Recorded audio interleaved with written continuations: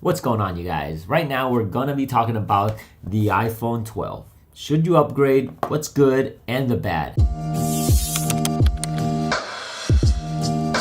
I bought this phone when it first came out. I actually went for the Pro first and then realized I probably won't need the Pro. It's not much of a difference, so I just went for the 12. This is the iPhone 12 Black Edition, and I love the black color because it matches all around. There's no silver around it, just like how the Pro has it, and it has that black lining just around it, so it looks like a purely nice black phone. Without the case, this phone feels really nice.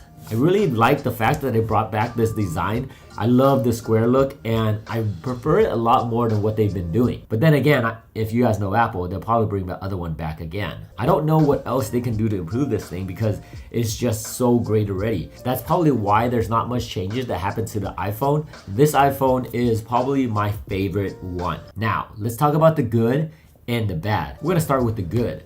I still have this phone and I use it as my daily driver. You guys may know I bought the Samsung S21. We'll get to that in another video. I really like this phone for many reasons, but I really like using Apple product. For the biggest reason is that I have a lot of Apple product. If you guys look in the back, I got the iMac there, and then right over here, I have the iPad, and then I even have my AirPods. I have all Apple products, and when you want to sync them together, it works so well. AirDrop's amazing, iMessage is dope, but then the fact that it just recognizes each other, it is perfect. That's the biggest reason, and I'm stuck. I can't leave the Apple ecosystem just because I have so many things and I just don't really feel like leaving. I don't have the need to leave right now, so it pretty much works perfectly fine. The phone feels really fast. I know it doesn't have 120 Hertz, but that's okay. I know in the future they will add 120 Hertz. I'm sure of it. But right now, I honestly don't mind. The screen looks really nice right there, just looking at the screen. All the apps there are perfect. The design are very simple and just the way I like it. Apple doesn't even include the power charger anymore. It only includes the cable now.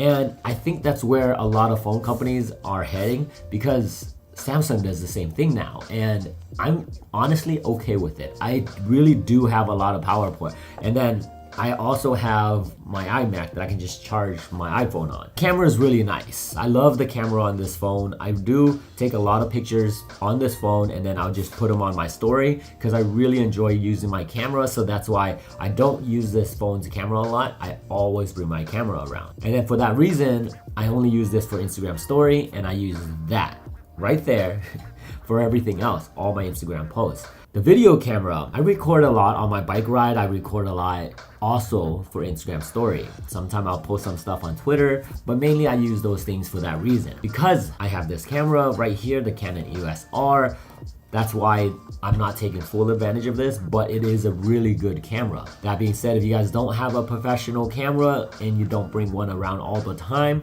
this camera is really good. I like this camera a lot. It's true to the color. When you post it on Instagram, it's still true. You don't have to color correct anything. When you post it, that's what you see. What I'm trying to say is sometimes I see it on other phones that when I post it on Instagram, for some reason, it changes the tint. And that changes the whole picture. I just don't understand why it does that because that's not how I took the picture or even upload the pictures to my phone. That isn't what it looks like. I love the simplicity of an iPhone. You pick it up, you use it, and it works perfectly. There's not much you need to do about it. There's not much you need to learn. It's a very simple, very minimal phone. It's perfect for if you just want to use your phone. Honestly, if I could, I'd buy both my parents an iPhone because my mom only wants to video chat me right now. Because of COVID, I haven't gone home and seen them and hang out with them. So the only thing they do is video call. And when I use video call, I use Google Duo and that's perfectly fine. It works, but imagine if it was just FaceTime. Dial my number, hit the FaceTime, and you're in. And the phone is super easy to use. Honestly, I think it's just perfect. The other thing I really like about the iPhone 12 over all the other iPhone is because it has the magnet right in the back. It unlocks so many features. The Apple Wallet, for example, fits perfectly on my phone.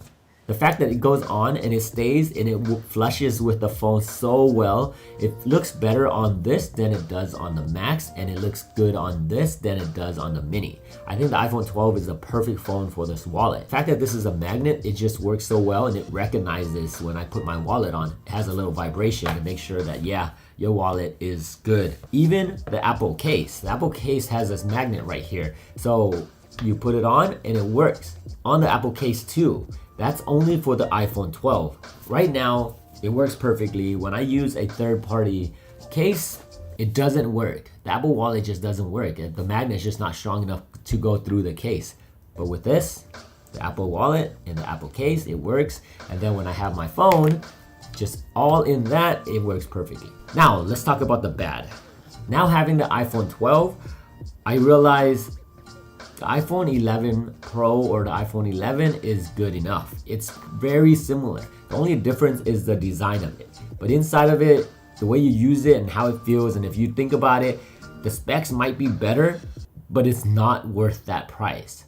So if you guys already have the iPhone 11, iPhone 11 Pro, keep that phone. Wait for the 13 or maybe even a 14, see what happens. But right now, I wouldn't upgrade from the 11 to the 12. If you guys have the 10, it could be. Depending on how bad your condition is, then sure, it might be a really good update. But if it's a good condition, I'd wait for one more year. Well, not even a year now, 10 months, actually 8 months, because iPhone usually comes out in October and it's 2021 now. So 8 more months and you get a new iPhone. Everything inside the iPhone is the same, and it's been the same. Every iPhone has the same updates, and I use all the widget right here. It's the same. I use it on my iPhone 11. I honestly don't feel a huge difference between the 12 and 11. That's the bad I have.